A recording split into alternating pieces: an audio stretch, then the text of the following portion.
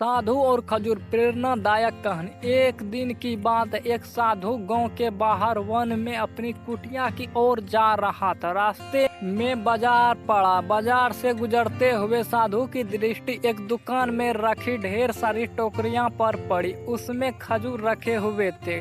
खजूर देखकर साधु का मन ललचा गया। उसके मन में खजूर खाने की इच्छा जाग उठी, किंतु उस समय उसके पास पैसे नहीं थे। उसने अपनी इच्छा पर नियंत्रण रखा और कुटिया चला गया। कुटिया पहुंचने के बाद भी खजूर का विचार साधु के मन से नहीं निकल पाया। वह उसी के बारे में ही सोचता रहा। रात में वह ठीक से सो भी नहीं पाया। अगली सुबह जब वह जागा तो खजूर खाने की अपनी इच्छा की पूर्ति के लिए पैसे की व्यवस्था करने के बारे में सोचने लगा। सूखी लकड़ियां बेचकर खजूर खरीदने लायक पैसे की व्यवस्था अवश्य हो जाएगी। यह सोचकर वह जंगल में गया और सूखी लकड़ियां बीनने लगा। काफी लकड़ियां एकत्रित कर लेने के बाद उसने उसका गट्ठर बनाया और उसे अपने कंधे पर लादकर बाजार की ओर चल पड़ा। लकड़ियां का गट्ठर भारी था, जिसे उठाकर बाजार तक की दूरी तय करना आसान नहीं था, किंतु साधु चलता गया।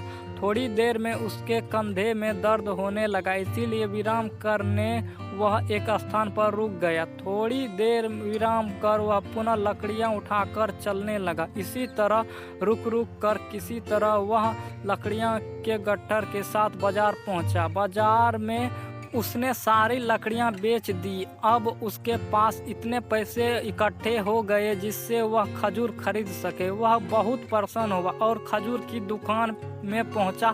सारे पैसे से उसने खजूर खरीद लिए और वापस अपनी कुटिया की ओर चल पड़ा।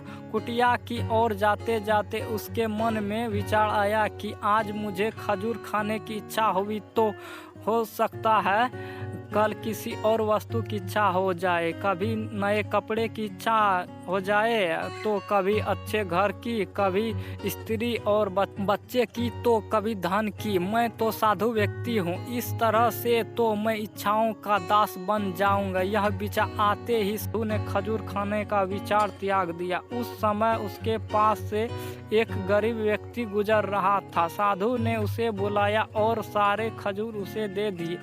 इस तरह उसने स्वयं को इच्छाओं का दास बनाने से बचा लिया। सीख, यदि हम अपनी हर इच्छाओं के आगे हार जाएंगे तो सदा के लिए अपनी इच्छाओं के दास बन जाएंगे।